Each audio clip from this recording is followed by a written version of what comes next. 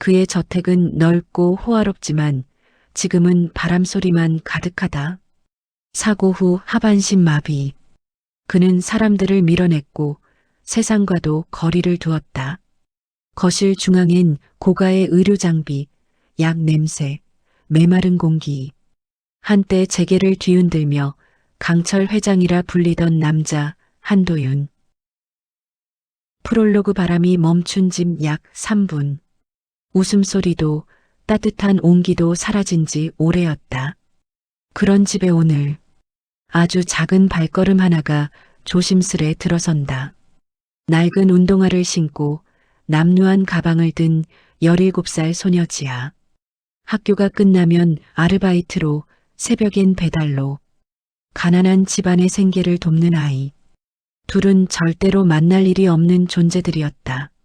하지만 운명은 아주 조용히 한 소녀와 한 회장의 인생을 크게 뒤흔들 준비를 하고 있었다.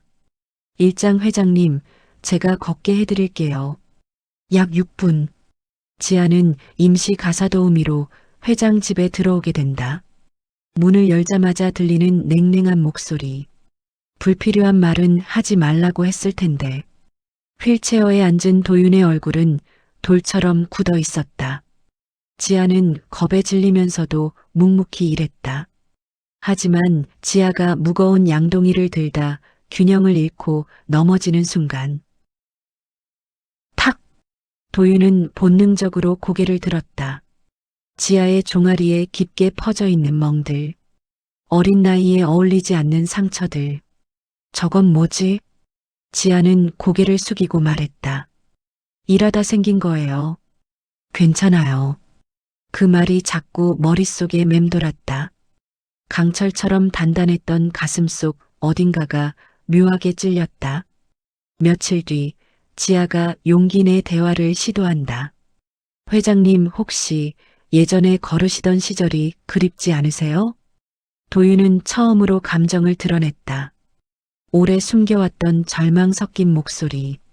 난 이제 절대 다시 걸을 수 없어. 지아는 잠시 침묵했다가 믿기 힘든 말하지만 진심 어린 말을 꺼냈다. 제가 회장님을 걷게 해드릴게요. 도윤은 그 말을 듣고 어이없다는 듯 웃음을 잠시 짓다가 그녀의 눈빛이 너무 단단해서 차마 비웃지 못했다. 그 눈에는 어떤 이익도 두려움도 없었다. 그저 한 사람의 절망을 외면하지 않겠다는 순수한 마음뿐. 이장한 소녀의 비밀 약 6분. 며칠 후 지아가 낡은 통 하나와 손때 묻은 노트를 들고 나타났다. 그게 뭐냐? 제가 일하던 곳에서 배운 것들이에요. 연고, 테이핑, 마사지. 그리고 이건 제가 직접 적어둔 기록이에요. 노트는 귀퉁이가 다 달아 있었다. 지아는 회장의 굳어진 다리를 조심스럽게 만졌다.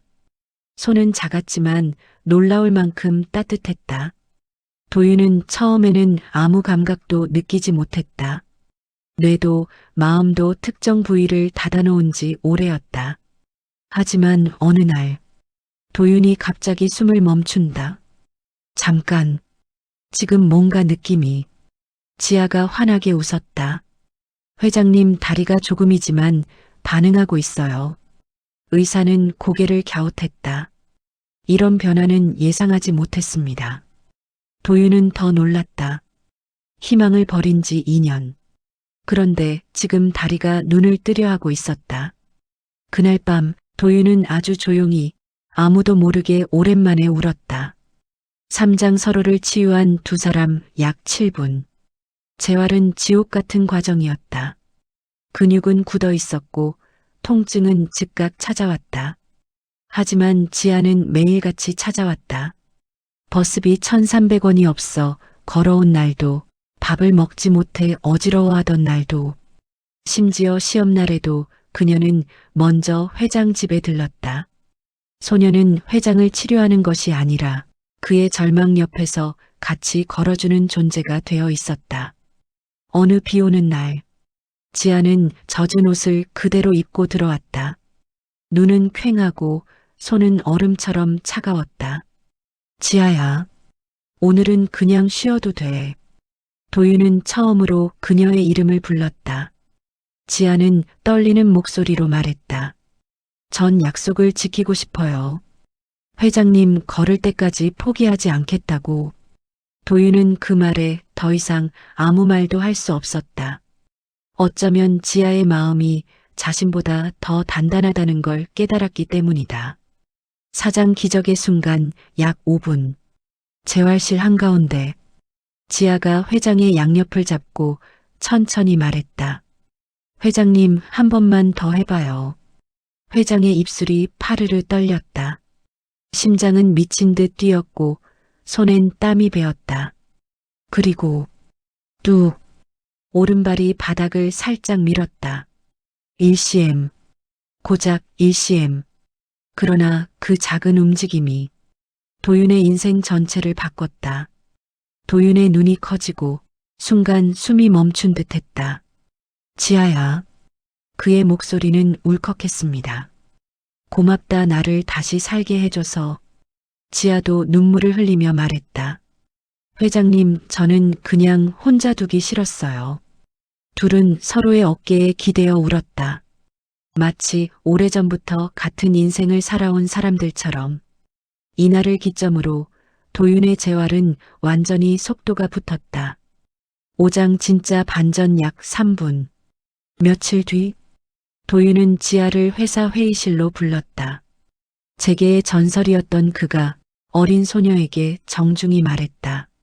지아, 나는 너에게서 내가 잃었던 인간미와 용기를 다시 봤다. 그리고 이어진 말. 그래서 너에게 장학금을 주고 싶다. 학비, 생활비 모두. 그리고 나중에 우리 회사에 꼭 들어와다오. 지아는 눈이 커졌다. 저는 회장님 도운 게 돈 때문이 아니라서요. 도윤은 연한 미소를 지었다. 알아. 그래서 널 돕고 싶다. 그리고 마지막 가장 큰 반전. 도윤이 조심스럽게 지팡이의 의지에 일어섰다. 똑똑.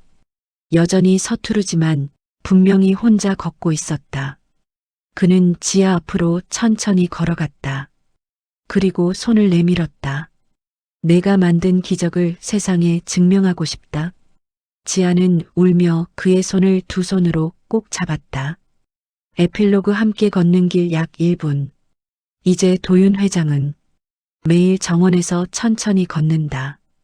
지아는 대학에서 물리치료학을 전공하며 누군가에게 다시 기적을 선물할 준비를 한다. 사람들은 말한다. 그 두 사람 이야기 진짜 기적이래. 하지만 지아와 도윤은 안다. 그건 거창한 기적이 아니라고. 그저 누군가를 진심으로 붙들어준 작은 마음과 작은 용기가 만들어낸 아주 현실적인 두 사람의 기적이었다.